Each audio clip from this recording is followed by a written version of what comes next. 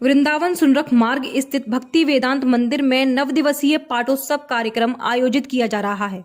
यह महोत्सव 15 दिसंबर से प्रारंभ होकर 22 दिसंबर तक किया जाएगा, जिसमें विभिन्न धार्मिक अनुष्ठान, श्री राम कथा, संत सम्मेलन आदि कार्यक्रम आयोजित किए जाएंगे। साथ ही यह भक्ति वेदांत मंदिर का प्रथम पाठोत्सव है, जिसके अंतर्गत भक्ति वेदांत मंदिर के संस्थापक रामकमल वेदांती जी द्वारा श्री राम कथा का 8 दिवसीय गुणगान किया जाएगा।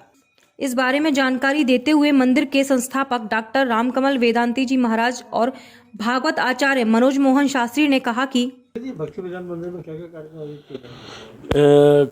श्री भक्ति वेदांत मंदिर में जो यहाँ के संस्थापक हैं श्रीमद जगतगुरु काशी पीठाधीश्वर अनंतानंद द्वाराचार्य डॉक्टर स्वामी श्री रामकमल दास जी वेदांती जी के द्वारा जो स्थापित यहाँ पर ये प्रकल्प चल रहे हैं, उसका प्रथम पाठोत्सव रसवर्षण महोत्सव है।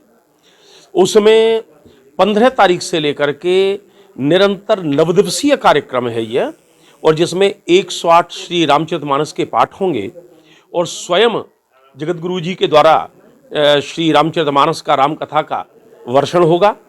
इस नवदिवसीय कार्यक्रम में जो प्रथम दिन से प्रारंभ होगा, इस वृंदावन में आप जैसा कि सभी आप जानते हैं कि श्री हनुमत आराधना मंडल जो कि ख्याति के शिखर की ओर निरंतर गतिमान हो रहा है, उनके समस्त विद्वान एकत्रित होंगे। प्रातः 9 बजे से यहाँ पर सुंदरकांड का पाठ होगा।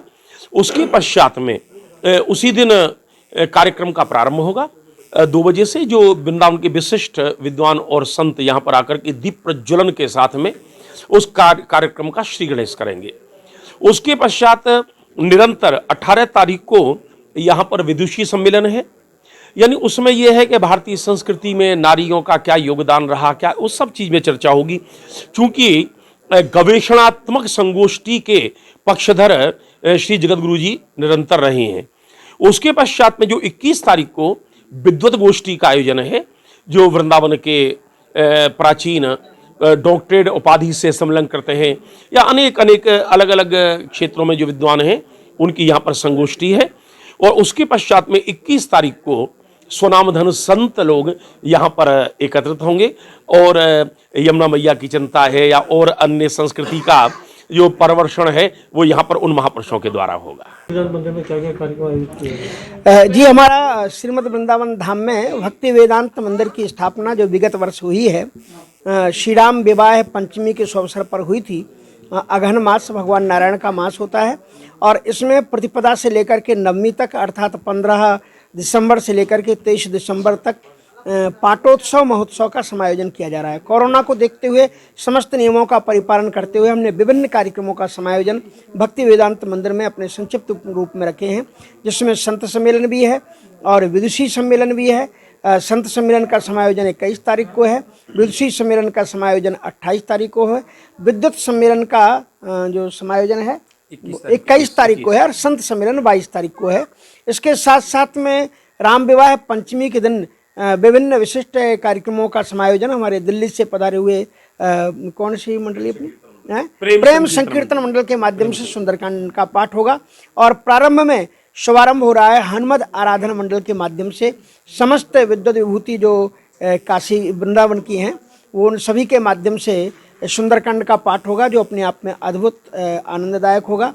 इन समस्त कार्यक्रमों में हम आप सभी को सादर आमंत्रित। उत्तर प्रदेश में चोरी की घटना थमने का नाम नहीं ले रही। साथ ही पुलिस प्रशासन पर लापरवाही बढ़ती हुई दिखाई दे रही है। चोर चोरी कर अपनी घटना को अंजाम तो दे देते हैं, लेकिन पुलिस का खौफ चोरों के ऊपर दिखाई नहीं देता।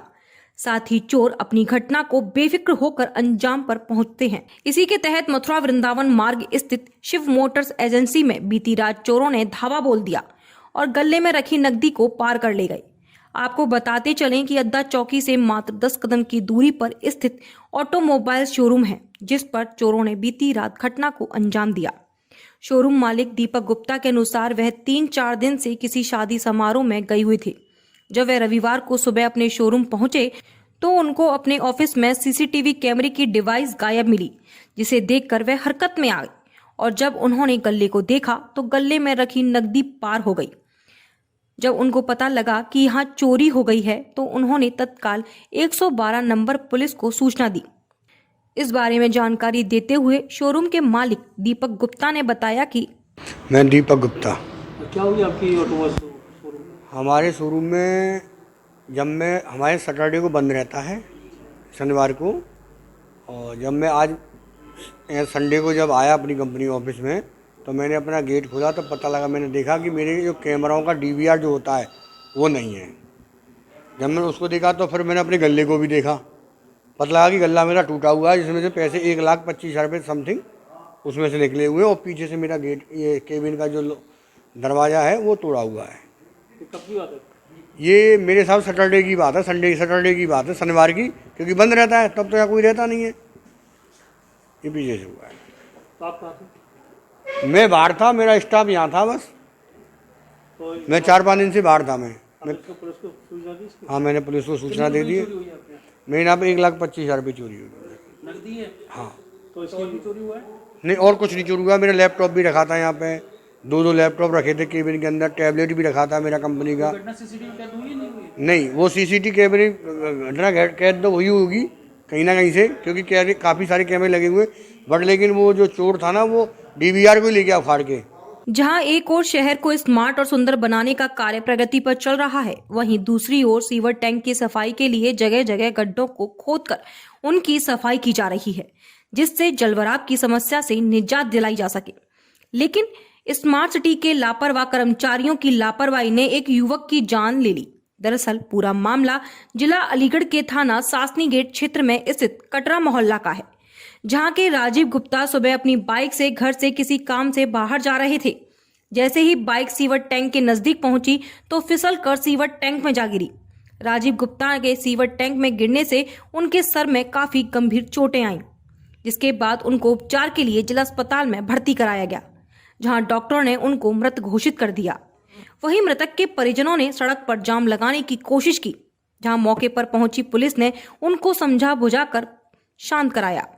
परिवारीजनों के द्वारा नगर निगम के कर्मचारियों पर लापरवाही का आरोप लगाते हुए मृतक राजीव की मौत का जिम्मेदार नगर निगम के कर्मचारियों को बताया है।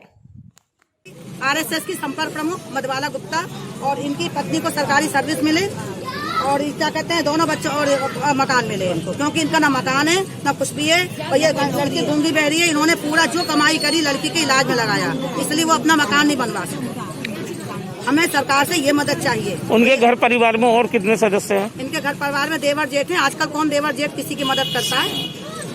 कोई किसी का नहीं होता है, कोई किसी का नहीं होता है। छोटा है, 12 साल का होता है। सरकार से किस तरीके की मांग रही है? सरकार की मदद ये, सरकार की मांग ये है कि ये घर का पूरा मुआवजा किया जाए, इसको मकान मिलना चाहिए और सरकारी सर्विस मिलनी चाहिए, क्योंकि अपनी जीविका कैसे चलाएगी लड़की। अब आप देख रहे हैं लड़की की उम्र क्या है? दोनों लड़कियां हैं, ये आप देख रहे, फोटो लो इनको, ये लड़कियां हैं। ये लड़की को बिल्कुल ऐसा हो गया, बिल्कुल सदमा में बैठ गई है, पागल हो गई, सदमा में हो गई। आप देखो, बात करो इस लड़की से बिल्कुल। और सुबह 6 बजे की बात है, यहाँ से क्या कहते हैं, वो दूध लेने के लिए जा रहे थे, जाते ही वो गड्ढे में गिर गए और तुरंत उनका एक्सीडेंट से, गिरने से तुरंत उनकी डेथ हो गई। अब ये छोटे छोटे बच्चे, नगर निगम क्या करते हैं, गड्ढे खोद खोद के डाल देते हैं। एक लड़की हादसा हो जाता है, एक लड़की गूंगी बह रही है, कोई आमदनी का जरिया नहीं है, लड़का छोटा है, और ये इनकी पत्नी है, ये इनके दोनों लड़कियां हैं। अभी ये इसमें आप किसकी लापरवाही मानती है? नगर निगम की लापरवाही मारती हूँ। बड़ी बहन हूँ, और सुबह उनका एक्सीडेंट हो गया, वो एक्सपायर हो गए, और उनके बच्चे छोटे छोटे, उनको मदद चाहिए।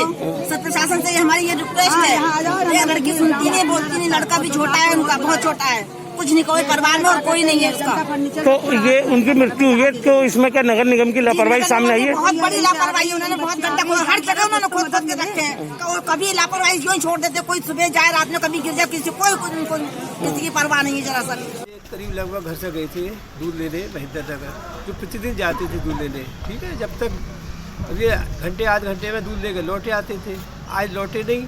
घर में चिंता हो गई, क्योंकि पत्नी जो है वो कहने लगी कि अभी तक नहीं आए हैं। मोबाइल जो है उनका वो इत्तेफाक से आज घर ही रह गया था, तो मिल नहीं रहा था।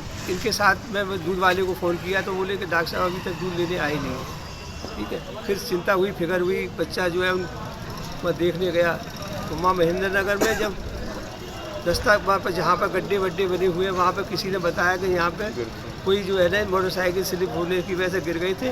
उनको पुलिस वाले वहाँ ले गए जिला अस्पताल। तब फिर यहाँ जिला अस्पताल आए, यहाँ जिला अस्पताल में हम गए डॉक्टर साहब पे, तो उन्होंने कहा कि साहब वो मोर्चरी में ले गए उन्हें। हमने कहा उनका ट्रीटमेंट वगैरह कुछ मिला या नहीं मिला, तो वो जो है यहाँ पर उनका वो आए थे, चेकअप किया था, तो वो जब तक ख़त्म हो चुका। तो हमने कहा वो फर्स्ट एड वगैरह कुछ उनको साहब उसको मुझे जो प्रारंभिक जांच की जाती है उसमें ही कोई हमको नहीं पाया गया। कोई डॉक्टर साहब से ये बात हुई, उसके बाद परेशान है, जब से देख रहे हैं यहाँ पे कभी कोई सुबह से खड़े हैं, आगे की कुछ बात ही नहीं चल रही। आपको कौन था? मेरा छोटा भाई था। क्या नाम है आपका? राजकुमार प्रिंस।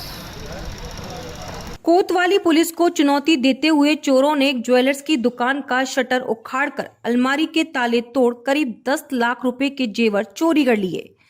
सूचना मिलने पर एसपी देहात ने मौके पर पहुंचकर घटना की जानकारी ली। दरअसल पूरा मामला जनपद सहारनपुर की कोतवाली बेहट कस्बे का है।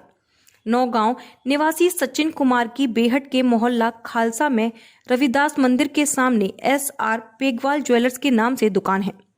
देर रात चोरों ने दुकान का शटर उखाड़ दुकान में रखी अलमारी के ताले तोड़ उसमें रखे करीब 65 ग्राम सोना, 6 किलो चांदी और 3,000 रुपए की नकदी चोरी कर ले गए। घटना की जानकारी सुबह हुई। सूचना मिलते ही पुलिस मौके पर पहुंची और छानबीन शुरू की। जेवरों के खाली डिब्बे पास ही एक आम के बाग में पड़े मिले। वारदात की सूचना पर एसपी देहात अतुल शर्मा मौके पर पहुंचे और पीड़ित से जानकारी ली। वहीं इस घटना से व्यापारियों में रोष बना हुआ है। इस मामले को लेकर एसपी देहात अतुल शर्मा ने बताया कि क्या नाम है तुम्हारा? सचिन कुमार है जी, बाबा का नाम सेवाराम है जी, ग्राम अलीपुर नौगावा का रहने वाला हूँ सर। मेरी दुकान बेहट में है ज्वेलर्स की। वहाँ पे रात 2:30 बजे के करीबन चोरी हुई सर, और जी उसमें 65 ग्राम सोना था जिसकी कीमत 4 लाख रुपए है, और जी 6 किलो चांदी जिसकी कीमत 4,80,000 मतलब 5 लाख के करीबन है, और 3,000 रुपये कैश थे। टोटल कितना नुकसान है? टोटल ऐसा है 9-10 लाख रुपए का नुकसान है सर टोटल। पुलिस को सूचना दिया आपने? पुलिस को सूचना दी है सर। SHO साहब रात 4 बजे आए थे मेरे पास, मैंने तहरीर दे दिया थाने में। SHO साहब कह रहे हैं कि कार्रवाई हो जाएगी। खाली डब्बे कहाँ मिले? खाली डब्बे बाग में पड़े हुए हैं सर, बाग पास में ही है। वहाँ से 2 सेंट चांदी के जो पुलिस वाले वो पड़े हुए मिले हैं। बाकी सामान सर लेके चले गए हैं। कुछ नहीं छोटा है, बिल्कुल एक घुंघरू भी नहीं छोटा है दुकान में सर। चोरी की घटना हुई है, क्या पूरा मामला? बेहट थाना क्षेत्र में कल रात की घटना है। बेहट थाने से कस्बे में ही एक सुनार की दुकान पड़ती है, जहां पर कल रात में कुछ लोगों ने सेंध मारकर और जो उसका लॉकर था उसको तोड़कर वहां से कुछ ज्वेलरी जो है चोरी कर ली।